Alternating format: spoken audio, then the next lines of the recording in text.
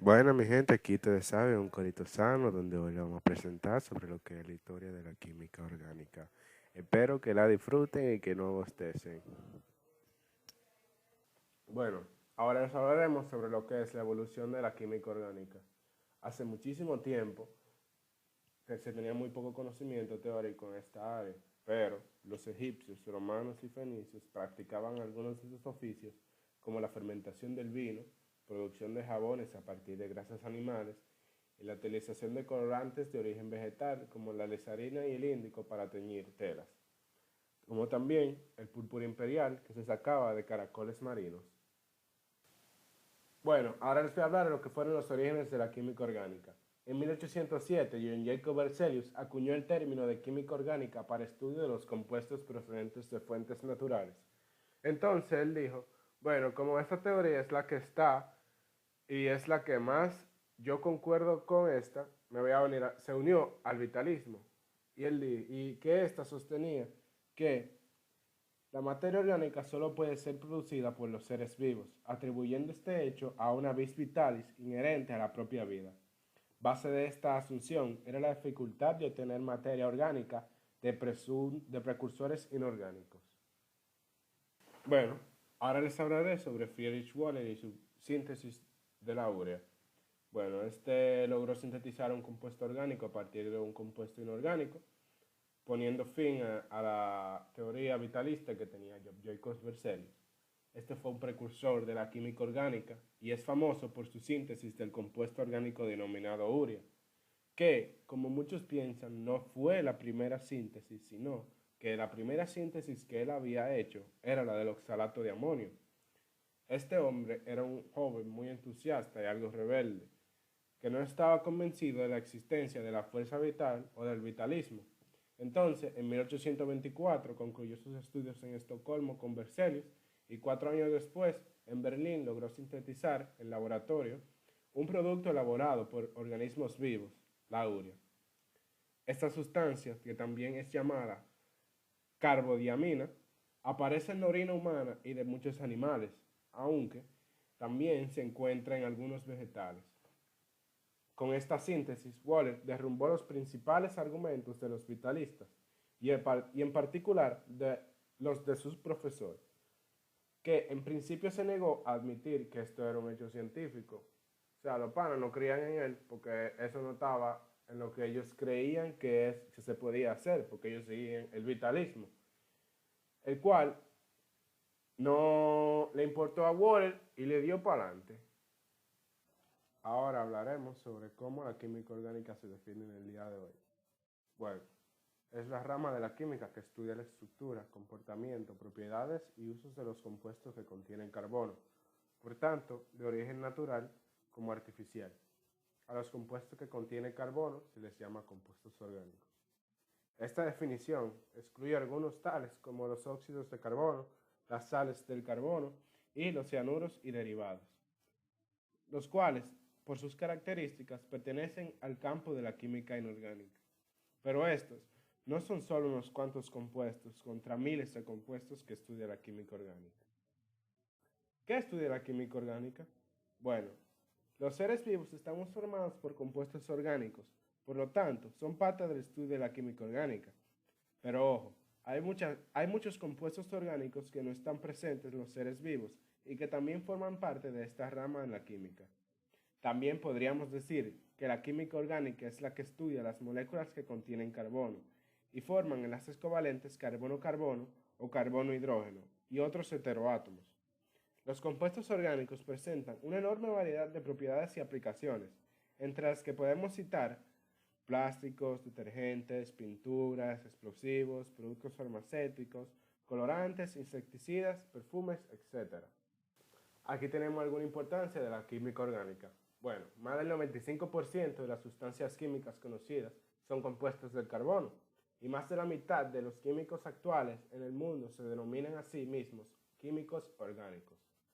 También todos los compuestos responsables de la vida, ácidos nucleicos, proteínas, enzimas, hormonas, azúcares, lípidos y vitaminas, son sustancias orgánicas.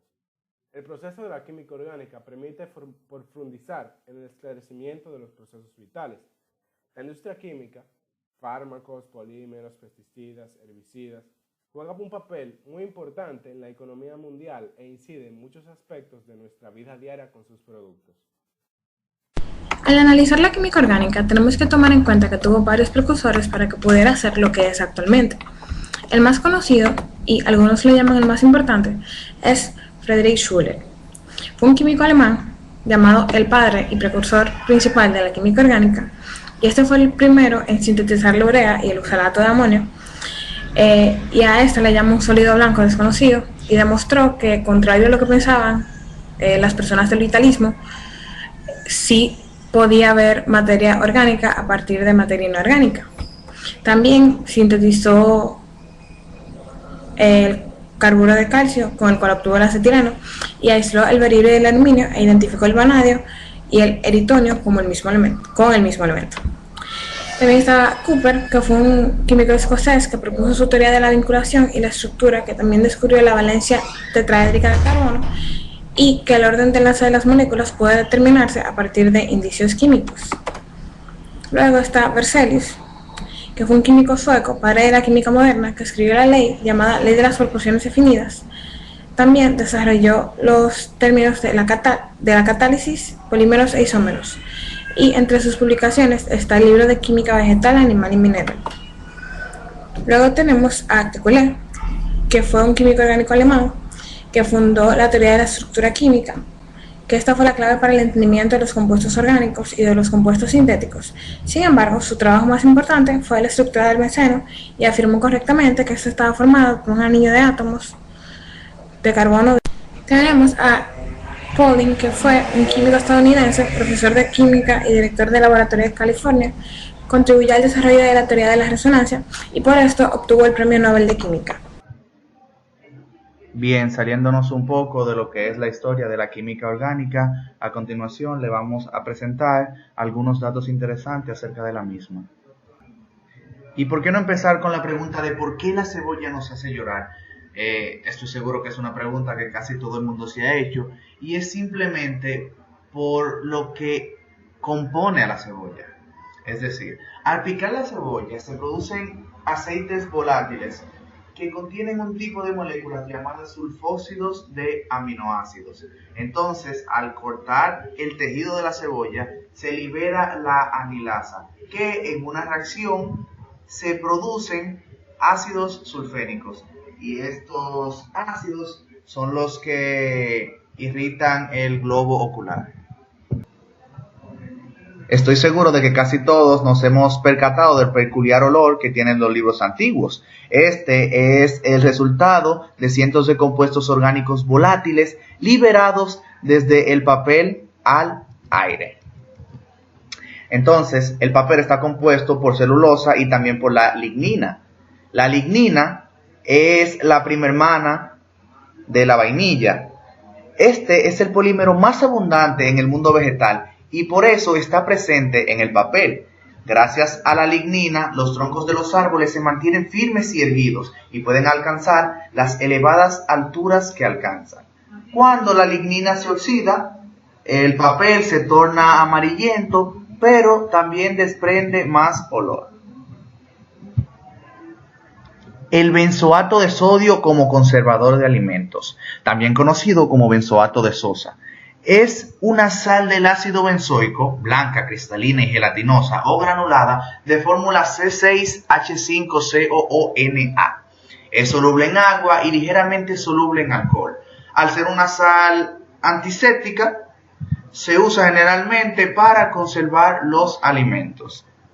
Entonces, el ácido benzoico, los benzoatos y los ésteres del ácido benzoico son compuestos comúnmente encontrados en la mayoría de las frutas, especialmente en las bayas, siendo los arándanos una fuente abundante del mismo. Adicionalmente, los benzoatos se encuentran de manera natural en las setas o champiñones, la canela, el clavo de olor, entre otros. Algo que probablemente nos hemos preguntado es qué significa el triángulo que hay en el fondo de los objetos de plástico. En el fondo de algunos objetos de plástico se ve un triángulo, como en el que presento en la figura. En su interior aparece un número y en la parte inferior del mismo unas siglas. Los plásticos pertenecen a un tipo de sustancias químicas denominadas polímeros. Un polímero tiene una estructura en la que una pequeña parte, que se llama monómero, se repite un gran número de veces, como vemos aquí, y forman sustancias diferentes como el policloruro de vinilo, el poliestireno, el polietileno y el polipropileno. Siempre es importante saber con el tipo de plástico que estamos tratando y aquí se le presentan algunas indicaciones para determinar el tipo. Seguro hemos oído mencionar sobre el eteno, el cual es un gas producido por la fruta al madurar. Las naranjas, como algunas otras frutas, son muy sensibles al eteno. Por eso, al madurar, se deterioran muy rápidamente. Su fórmula molecular es C2H4 y está compuesta por un doble enlace de carbono y un ángulo de 120. Esto ha sido todo hasta ahora. Muchas gracias.